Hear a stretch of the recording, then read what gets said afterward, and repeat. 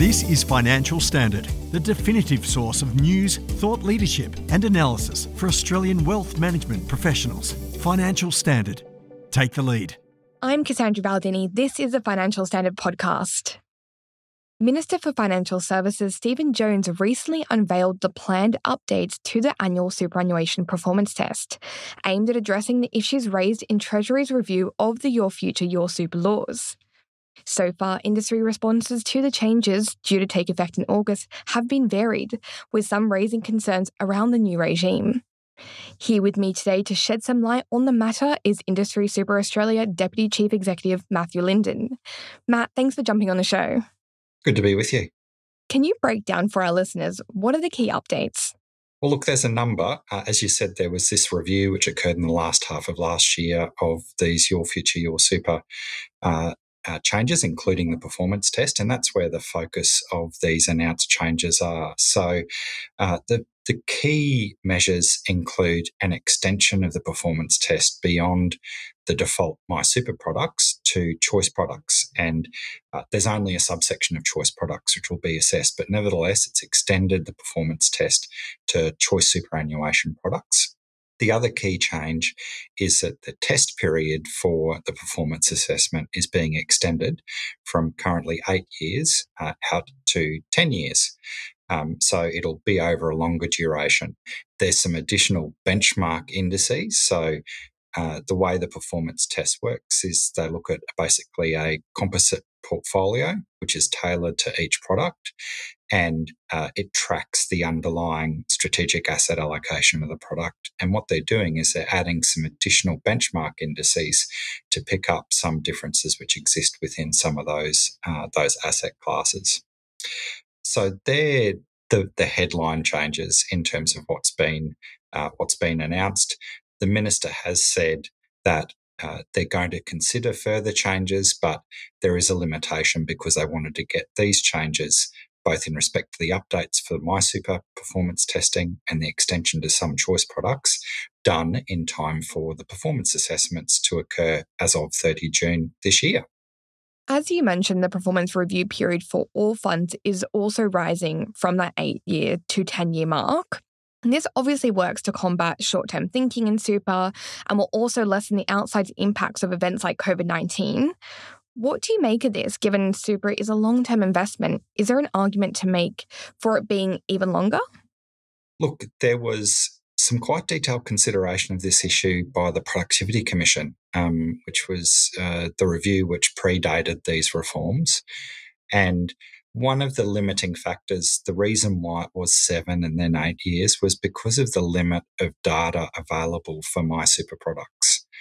So there was a data limitation which impacted on the duration which the performance test could operate. And what the minister's confirmed is that as a further year rolls through in respect to the data collection, they're going to extend out that performance testing period and it'll get to 10 years. Now, in our view, this is a very important change. As you said, superannuation is a long-term investment. For many members, that means decades. The investment horizon is decades. So 10 years, I think, is a very important change. It also aligns with a range of other regulatory disclosures and obligations for trustees. So the product dashboards, for instance, for My Super, require trustees to identify what their investment return objective is, and that's normally over a 10-year period. And also there's a look-back period in those product dashboards of 10 years. So this begins to align the performance test with some of those key disclosures that members receive when they're thinking about joining a product. So I think moving to 10 years is definitely a step in the right direction.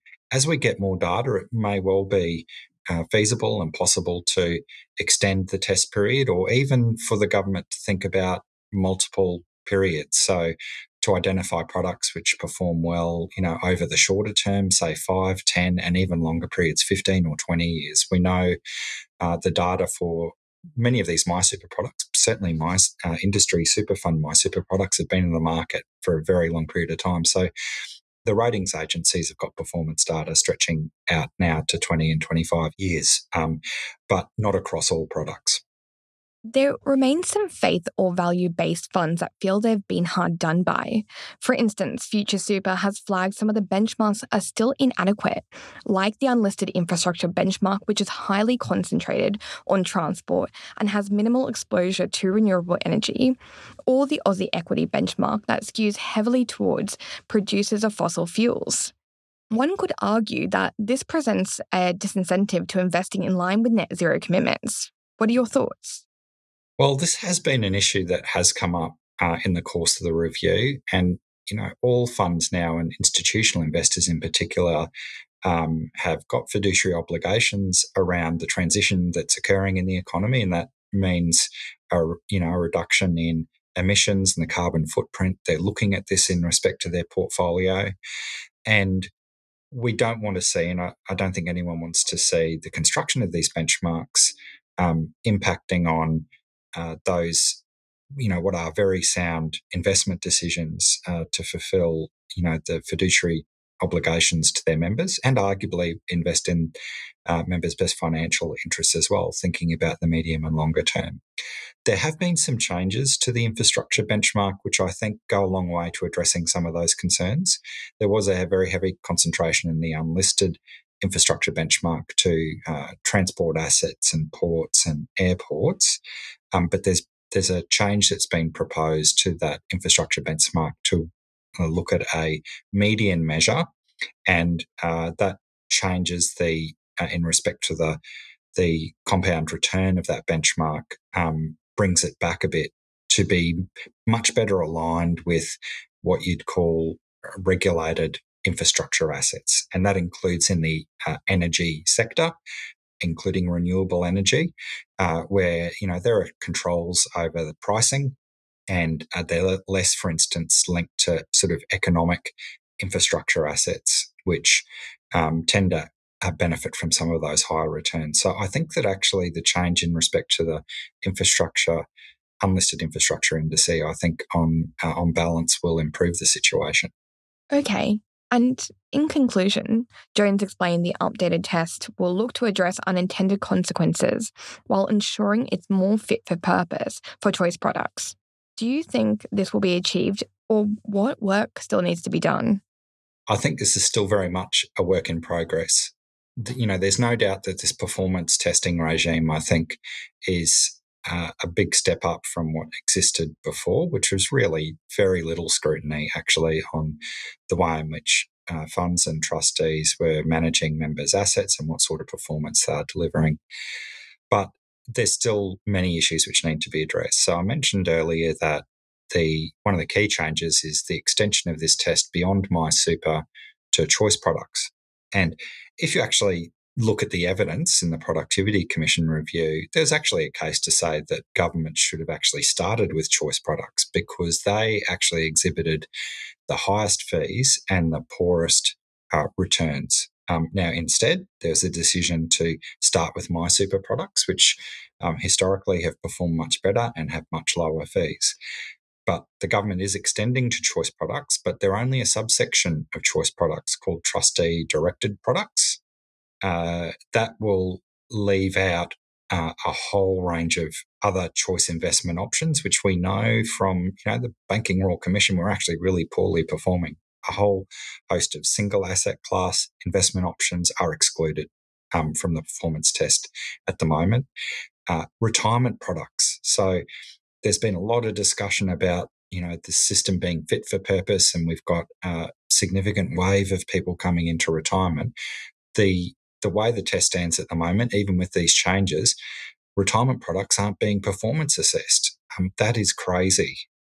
This is a point where members, in respect to their superannuation savings, have most savings at stake, and they're considering where they might put their money in the retirement phase, and there's no performance test there to ensure what for many people will be hundreds of thousands of dollars can be invested in a quality, good performing product. So we think that that is something which should have happened already, and we think is probably the highest priority in respect to further changes in this space. They need to extend those performance tests to include retirement products.